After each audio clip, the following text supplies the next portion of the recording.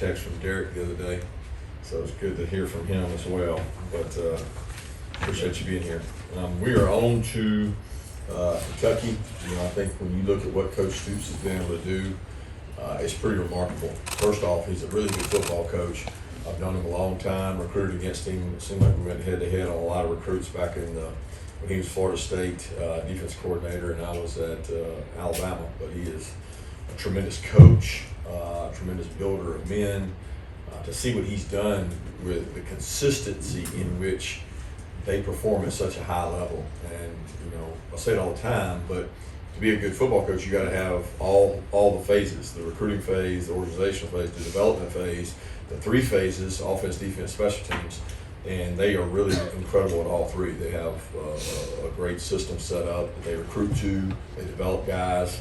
It seems like every year we're talking about their defense, and they're doing a tremendous job offensively this year as well with quarterback and transfers they've gotten have really added juice to their offense. And they got a great special teams unit as well. So challenge ahead is for us, and I think our kids embrace that. And it seems like each week, last 3, 4, 5 weeks, we've had big games, and we've got another opportunity. That's why you come to the SEC to play in big games. Raise your hand. Kirby, I got a feeling I know the answers, but I got to ask it anyway. I mean, it isn't, you guys are number one. I mean, this is a plateau of sorts, and I know it's where you finished, but do you take any satisfaction or allow yourself a moment to, appreciate where you've built the program in your time here? It's just a number, right? I mean, I don't see a plateau, not a whole lot of different plateaus.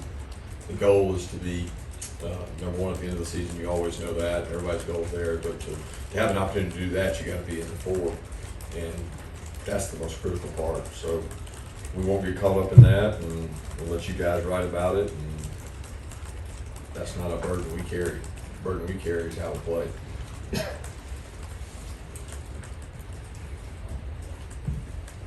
Coach, let me be the first to ask you quarterback's questions. I know how much you enjoy them. Obviously, Stetson Bennett's played really, really well at this point. What happens if JT Daniels checks out 100% this week? Do you make a change at quarterback, or do you keep things how they're going since they're going so well? You know how I feel about hypotheticals, so it's just a hypothetical. I mean, we're trying to get JT back. He is much improved this last week. At the end of the week, he had a really productive throwing session. I guess it was Thursday maybe. And then for the game, he was able to throw more than he was the previous week. We're going to try to let him throw some today, although today will be a lighter practice. Our guys have gone really 6 consecutive heavy weeks. So heavy, even on Mondays, we've gotten after it in some of the games that didn't go to the fourth quarter. We practiced pretty hard on Monday. So today, that won't be the case, and we had a really physical 2 games in a row with the Arkansas game and the Auburn game. So there will only be so much we're able to get done today. But we'll look to see how he is and see where he is and see what he can do. That's always the case. But, I mean, I'm not getting into that. Right now, I'm worried about making sure we got a healthy quarterback and keeping our quarterbacks healthy by keeping them upright and keeping them protected. Kirby, looking back at the tape from Auburn, is there anything you took away from it that still needs to be improvement in those 3 phases you're talking about? And then I know you're getting in heavy now to Kentucky, but what is the difference in that offense right now that's scoring a lot of points? Biggest difference is they've got a really great supporting cast. They've got a quarterback that's really wise, really bright, great system in the play action boots they do, and the quarterback is a really good athlete, but he throws the ball really well, and he has weapons. They've always been one of the most physical games, if not the most physical game we played in. And I don't think the rest of the world understands the physicality with which their offensive line is played with, their run game, and their defensive line has been enormous in terms of size, just different type than maybe you play against in an Arkansas or even Auburn. They strike blockers. They're similar to us defensively in the front mechanics they play and how they play blockers. So they've always been really great at stopping the run and running the ball. The added dimension now is the quarterback with the vertical passing game, weapons they have outside obviously are different, and the backs are just they run so physical and so downhill. As far as the question about the Auburn things and areas of improvement, there's tons of them. I mean, there's so many things we can do better, and I think people look at the game and think of it as like it was some kind of blowout. The game really was not indicative of the score. It was a physical, tough, hard-fought game that if a couple plays in the red area go different, it's a different ball game. So we got a lot of places we can improve on.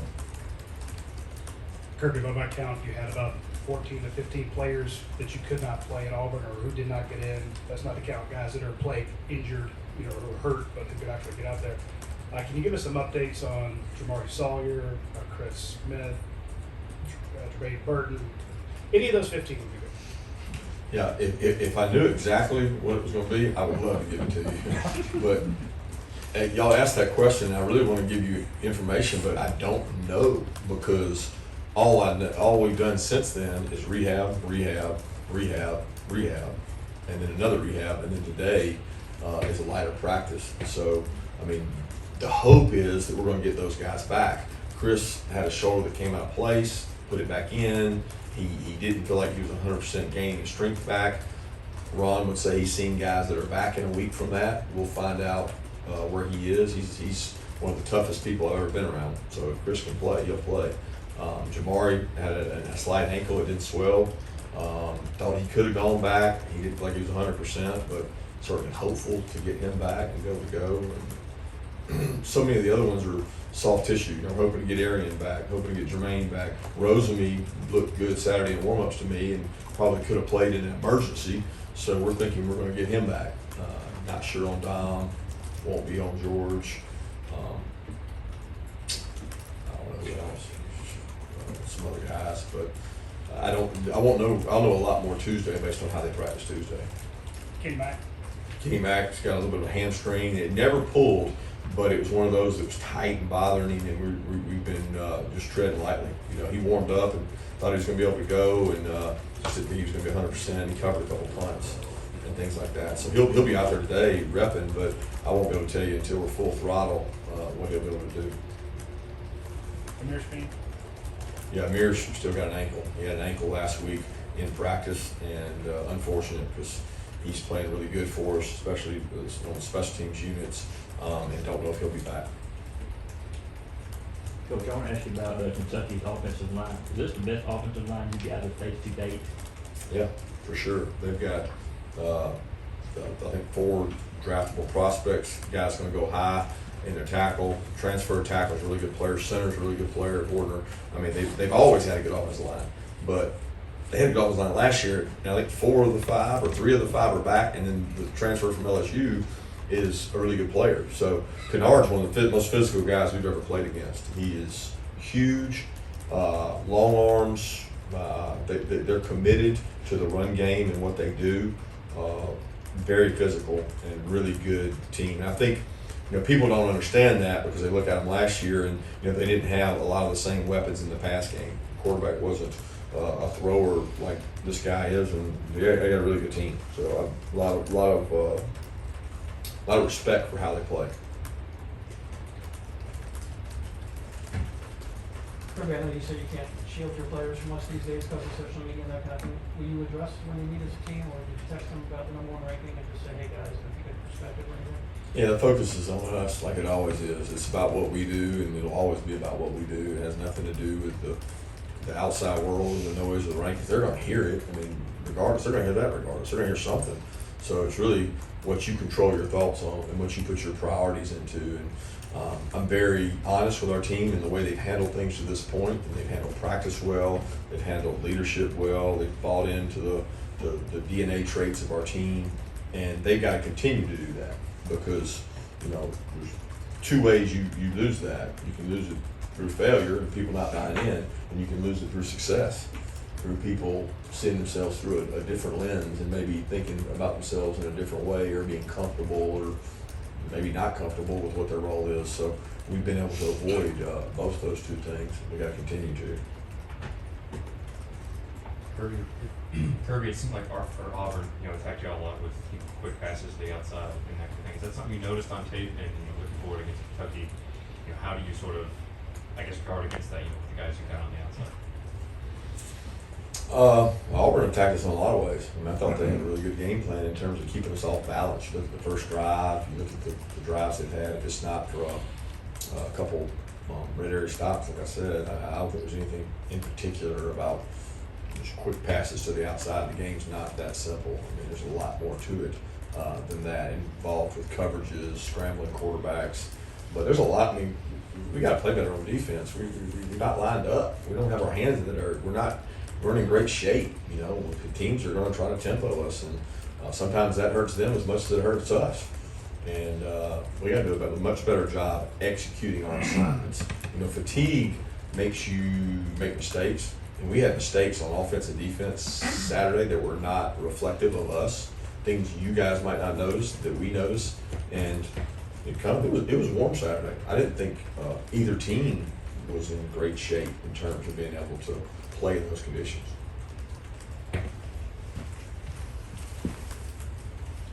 Kirby, we saw a couple years ago the importance of returning receivers and healthy receivers like the Cager in that year's offense. This year, you're supposed to have all these receivers coming back, and you have all the injuries. You're still rolling with redshirt freshmen, true freshmen, and succeeding. How is that happening this year?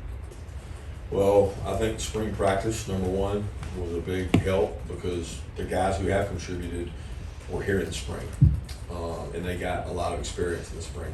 Year two in the system for a lot of the other guys. Guys that are playing, obviously, Kyrus is kind of a vet now. He's been in Monken's system. Lad's been in the system for really his second year. AD's been in the system for spring and fall. It allows them to be successful, and the run game allows them to be successful because some of the plays that we're hitting are play action plays. And as long as they're able to honor that and be successful in the run game, and that's our goal is 5.5 rush. That doesn't mean we're going to rush the ball for 5.5 yards a time, but if we can be effective and stay ahead of the chains, it allows us to be effective in the play action pass game. And I think the play action pass game has helped our lack of depth in receiver succeed, along with our depth at running back and tight end. There was, 20%, 30%, 40%, I don't know what it was, snaps that we had 13 in the game the other day. So that's us 3 tight ends, and fortunate we've been able to get guys back there and be a little more healthy to take some of that burden off the wide receivers. Hey Kirby, you talked about the next man up mentality on Saturday. Dan Jackson, he kind of embodied that on Saturday. How do you feel about how he performed against Auburn and then moving forward? Dan practices really well. He's a guy you can count on because you feel like you're going to get from Dan what you see in practice, what you're going to get in the game, because he puts everything into every practice, and that's what allows him to be successful. Because Dan's a really tough, hard-nosed player, and he understands our defense, and he can play multiple positions. And I was really proud of the way he went in and played Saturday. But, he plays better than people in front of him play, so it puts a lot more burden on our front 7 to play at a high level to make sure that Dan plays well. Coach, talking about the run game, you talk a little bit about Zamir White and James Cook too, but Zamir in particular, it just feels like he's really getting the job done, to put it simply, scoring a lot and seems to be in there in a lot of big moments. Yeah, he's an extremely physical runner. He's 100% for probably the true first time where he feels really good. He had an incredible off season. He didn't have the interruption of COVID, coming off a knee. I mean, you feel like he's hitting stride where his acceleration, his burst, his pass protection, his breaking of tackles, his yards after contact have been really good. And I feel the same way about James. Those 2 guys are heart and soul, or at least our offense. And how they go sometimes is how we go. And there's not always a bunch of big holes. They manufacture runs and keep us on schedule, I would say. And their leadership, more than their play, has been one of the key components of this team. Kirby, last time, y'all assumed the #1 ranking in the middle of the season. You started that game against South Carolina with an onside kick. You said after the game you want to still be aggressive, be the hunters, all that kind of stuff. Is that something, or did you learn anything from that week about keeping a team aggressive and hungry, even when they reach the top of the rankings? I really don't remember anything about that week. I mean, you telling me that was the first reminder I've had of it. I didn't know when or that happened. It's just not really relevant. You guys need a story, write it all you want, but it has no relevance whatsoever for us because it's all about how we practice and what we do. Do you worry about the psyche of guys reading it and looking at it like was discussed? I mean, yeah, you got to do a good job talking to your guys and keeping them grounded, but that's part of what we've been working on for 10 months around here.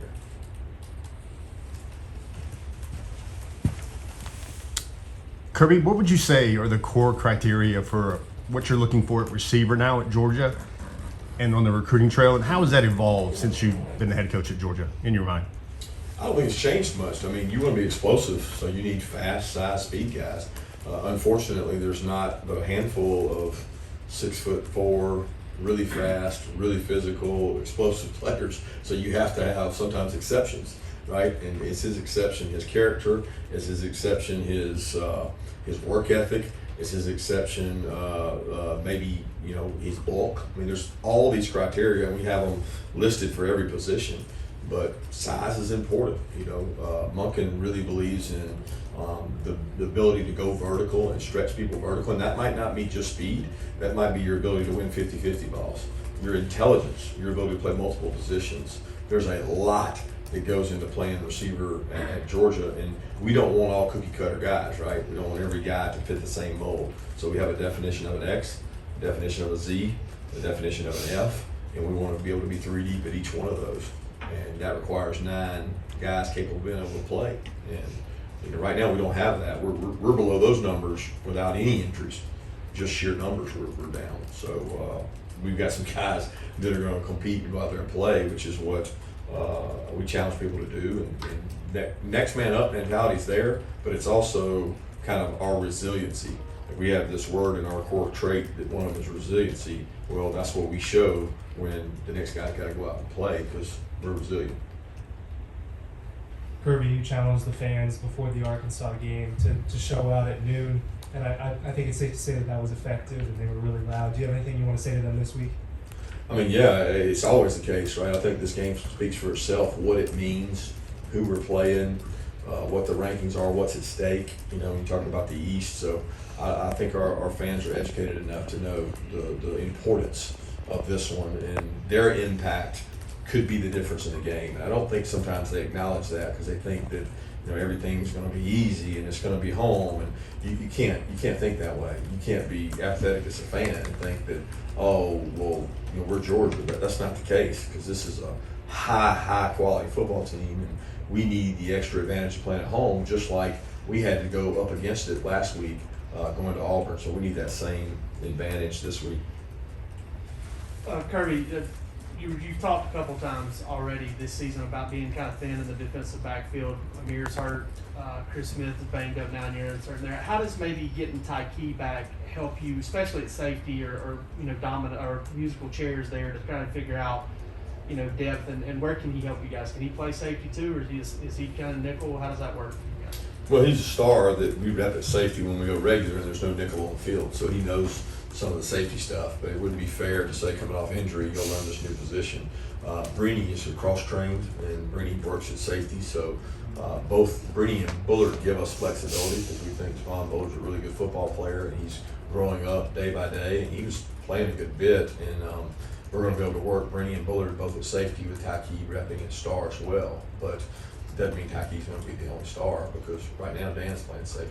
So we have to cross-train. We got 4 safeties that we feel like can go in the game and play, and we feel like we got 2 or 3 stars that can go in the game and play. Take 2 more questions. Kirby, can you speak a little bit about the confidence that Stetson had to have gotten from going into Auburn, playing so well, and what that means to you?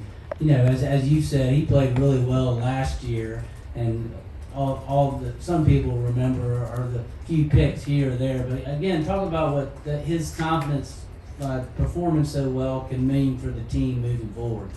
I don't think the team has ever lacked confidence in Stetson. There's no like question mark there. I think to each his own. Everybody has their own opinion of what Stetson is or isn't. within this team, there's a belief that Stetson's a really good football player and he's a winner, and he's done nothing to show us otherwise in terms of his toughness, his competitive nature, the embracing of the offense, the embracing of the role to stay here and compete when for a while there he was a 3 and not getting as many reps. So very pleased with the way he's handled things. I think him playing well at Auburn really has more to do with the outside circumstance, because he went on the road last year and played in some tough places. He didn't play in that kind of crowd noise. And, you know, he should be given kudos in managing and effectively managing the offense to no penalties. I mean, to go in that environment and play and not have penalties, number one, give Matt Luke, Todd Monken, Dale McGee, Cortez Hankton, Todd Harley a lot of credit, because that's hard. I mean, go watch all these other teams play on the road. It's tough, and that, to me, is incredible. But Stetson had something to do with that, because he's got to function, he's got to manage. And it's not to say we didn't have mistakes, we did, but it should give him confidence, because he already had confidence in his ability to play. He played in a tough environment and handled things really well. Kirby, seems like a lot of the national attention is on Jordan Davis, Devontae Wyatt, some of those guys, but it seems to me, as a layman, Jalen Carter has been very, very impressive through 6 games. Tons of quarterback hurries. Can you give us some insight into what he means to your defense and some insight into his recruitment, how that went down? Yeah, he's a tremendous athlete. He's one of the best athletes at that size I've seen. And obviously, I mean, we talk about Jordan's size is his extreme exception. Jordan's huge. Jalen is not. He's not. I mean, he's big. Now, he's just not overly freakish big. He's a really good athlete. He has extreme quickness, suddenness, change of direction. He can finish and make plays like an athlete. Just a really good combination of Devontae and Jordan is Jalen, and he has played well, and he's got to continue to work to get better. Those guys are at another level when it comes to being able to execute and understanding how to play the game. Jalen's still learning, and he's making plays because he's talented, and we got to continue to grow him because he can make us a better football team. Thank you. Thanks.